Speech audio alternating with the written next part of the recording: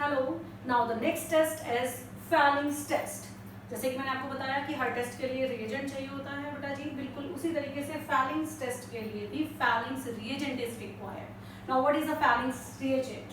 Feelings reagent is obtained by mixing two solution, falling A and falling B in equal volume। ठीक है बेटा जी, falling A और falling B को equal volume में mix करने के बाद you will gate feelings reagent. ठीक है, अब क्या है फैलिंग A और क्या है falling B? Falling A solution is aqueous copper sulfate solution। ये aqueous copper sulfate solution है which is deep blue in color, आपने 10th में पढ़ा हुआ होगा। That is CuSO4.5H2O, 5 water of crystallization is that। ठीक है बेटा जी, तो फैलिंग सोल्यूशन A क्या है आपका? aqueous copper sulfate solution। You may get the question related to this also। ठीक है, now what is falling solution B? अब फैलिंग सोल्यूशन B क्या है? It is the alkaline sodium potassium tartrate। ये है सोडियम पोटेशियम टार्ट्रेट बेटा जी। ठीक है, इसको रॉसल सॉल्ट भी बोलते हैं, रॉसल सॉल्ट, ये नाम इसका और है। You can get MCQs related to this। ठीक है, this is the formula I have written, but this is not asked। Okay, so what will happen बेटा जी? As I told you, this tollens and phalanx, these are the weak oxidizing agent। ठीक है, weak oxidizing agent है। ये क्या करेगा बेटा जी? ये weak oxidizing agent जो होते हैं, यहाँ पर एल्डिहाइड्स को तो ऑक्सीडाइज कर देते हैं, एल्डिहाइड को ऑक्सीडाइज कर देते हैं, लेकिन कीटोन को ऑक्सीडाइज नहीं कर पाते।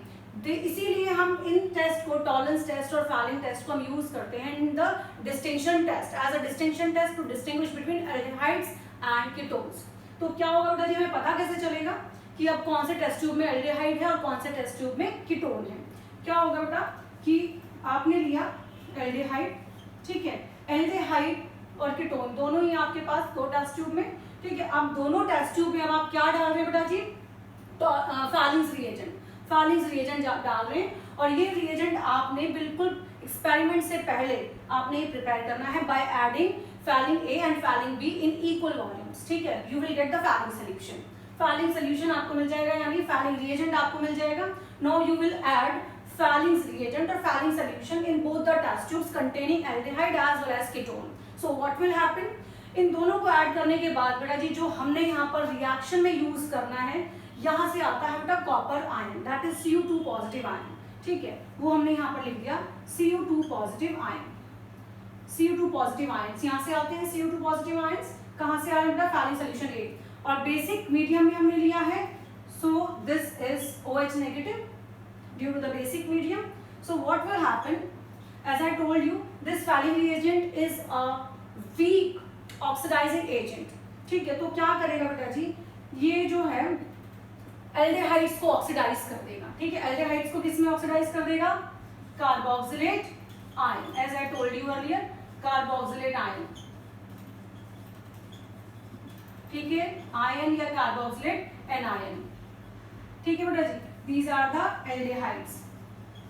तो एल्डिहाइड्स को कार्बोक्सिलेट एनायन में ऑक्सीडाइज कर दिया, खुद क्या हो जाएगा? रिड्यूस हो जाएगा, खुद रिड्यूस हो जाएगा बेटा जी। यहाँ पर Cu2 पॉजिटिव आयंस है, ठीक है, तो इसका रिडक्शन हो जाएगा Cu2O कंपाउंड में। Cu2O कंपाउंड जो है बेटा जी कॉपर 1 ऑक्साइड, इसमें कॉपर जो है +1 ऑक्सीडेशन स्टेट में है, यहाँ पर कॉपर की ऑक्सीडेशन स्टेट +2 है, यहाँ पर +1 हो गई, हो गया ना रिडक्शन। ठीक है, अब ये जो कंपाउंड होता है Cu2O, it is reddish brown in colour, it is reddish brown in color, so you will get reddish brown precipitate in the test tube containing aldehyde। ठीक है, और साइड प्रोडक्ट आपको यहाँ पर मिलता है वाटर। ठीक है, बैलेंसिंग हो सकती है, balancing is not a hard deal. Balancing क्या है यहाँ पर? ठीक है, 253 बैलेंसिंग नहीं, कोई ज्यादा जरूरी नहीं है, बैलेंसिंग हम छोड़ भी सकते हैं। ठीक है, तो क्या होगा बेटा जी? अब दूसरी टेस्ट ट्यूब में कीटोन है, ठीक है, दूसरी टेस्ट ट्यूब में कीटोन है। अब कीटोन को ये ऑक्सीडाइजिंग एजेंट जो है ऑक्सीडाइज नहीं कर पाएगा, क्योंकि ये जो है एक वीक ऑक्सीडाइजिंग एजेंट है। ठीक है, तो हमने इसमें भी डाल दिया है फैलिंग्स रिएजेंट। ठीक है, ठीक है बेटा जी, तो यहाँ पर ऑक्सीडेशन होता ही नहीं है, तो you will not get no reddish brown precipitate. यहाँ पर आपको रेडिश ब्राउन प्रेसिपिटेट नहीं मिलते हैं। So you will come to know क्या होगा, आपको पता चल जाएगा कि which test tube is containing aldehyde and which one is containing keto। ठीक है, तो यहाँ पर इस टेस्ट का एक लिमिटेशन है बेटा जी कि aromatic aldehydes do not respond to this test. ठीक है, ये हमें याद रखना है कि एरोमेटिक एल्डिहाइड्स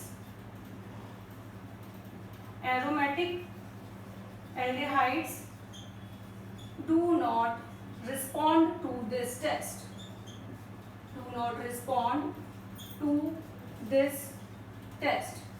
ठीक है, क्योंकि ये फैलिंग्स रिएजेंट जो है ये टॉलेंस से भी वीक ऑक्सीडाइजिंग एजेंट है, तो एरोमेटिक एल्डिहाइड्स का ये ऑक्सीडेशन नहीं कर पाते। तो ध्यान रखना बेटा जी, जब भी आपको डिस्टिंक्शन टेस्ट में कोई एरोमेटिक एल्डिहाइड मिलता है और दूसरा कीटोन, तो प्लीज ये वाला आप यूज ना करें, फैलिंग्स रिएजेंट यूज ना करें। So prefer to use Tollens reagent. ठीक है, हमें याद रखना है prefer to use Tollens reagent because Fowling reagent or Fowling test do not respond, this test is not given by the aromatic aldehydes। aromatic aldehydes नहीं देते, यानी बेंजल्डेहाइड नहीं देगा। ठीक है, बेंजल्डेहाइड इस टेस्ट को नहीं देगा। ठीक है, बेंजल्डेहाइड, अगर एल्डेहाइड में आपको बेंजल्डेहाइड मिल रहा है so please don't use feelings reagent. ठीक है, आप टॉलेंस यूज करेंगे। ठीक है, बिल्कुल फैलिंग्स जो है यहाँ पर टॉलेंस की तरह एक रिएक्शन और देता है जो कि है फॉर्मिक एसिड की मीथेनोइक एसिड। अब क्योंकि ये जो फॉर्मिक एसिड है इसको मीथेनोइक एसिड भी बोलते हैं, methanoic acid is the IUPAC name and the formic acid is the common name. अब क्योंकि इसमें भी बेटा जी एल्डिहाइडिक ग्रुप होता है, देखो ये दिख रहा है आपको HCO एल्डिहाइडिक ग्रुप है, तो ये वाला जो फॉर्मिक एसिड है, मैं किसी और कार्बोक्सिलिक एसिड की बात नहीं कर रही, कोई इथेनोइक प्रोपेनोइक किसी एसिड की बात नहीं कर रही, मैं बात कर रही हूँ सिर्फ और सिर्फ मीथेनोइक एसिड यानी फॉर्मिक एसिड की बात कर रही हूँ। तो फॉर्मिक एसिड भी ये टेस्ट देता है बेटा जी।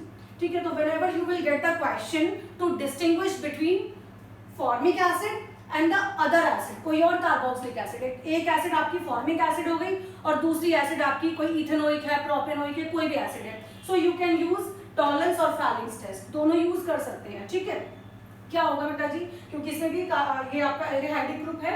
ठीक है, तो ये इसमें भी आप यहाँ पर फैलिंग्स रिएजेंट डालेंगे, means Cu2 positive ions with OH negative ions because this reaction is taking place in basic medium. So what will happen, इसका क्या हो जाएगा बेटा जी CO2। ठीक है, इसका क्या हो जाएगा Cu2O, reddish brown PPT, reddish brown precipitate। ठीक है, and the side product is water। okay, now is it clear to you? any question related to MCQ will come कि फैलिंग सोल्यूशन A क्या होता है, फैलिंग सोल्यूशन B क्या होता है, what is the other name of Fehling solution B, Rochelle salt है, formula is not asked. So this distinction you can use to distinguish between aldehyde and ketone, but prefer to use tolerance reagent। this is a limitation of the Fowling's test कि यहाँ पर aromatic aldehyde इस test को नहीं देंगे, benzaldehyde will not respond, benzaldehyde इस test को नहीं देगा, यानी अगर आपके पास benzaldehyde है तो यहाँ पर रेडिश ब्राउन PPT आपको नहीं मिलेंगे, तो आप पता ही नहीं लगा पाएंगे कि किस टेस्ट में एल्डिहाइड है किसमें कीटोन है। साथ में ये याद रखना है कि मीथेनोइक एसिड फॉर्मिक एसिड है, पूरी कार्बोक्सिलिक एसिड के सीरीज में से सिर्फ ये फॉर्मिक एसिड यानी मीथेनोइक एसिड ही इस टेस्ट को देगा, क्योंकि इसमें क्या है बेटा जी, यहाँ पर आपको दिखाई दे रहा है कि यहाँ पर कौन सा ग्रुप है, एल्डिहाइडिक ग्रुप है। सो दिस फॉर्मिक एसिड और methanoic acid will give this test also due to the formation of the reddish brown precipitate। okay, thank you।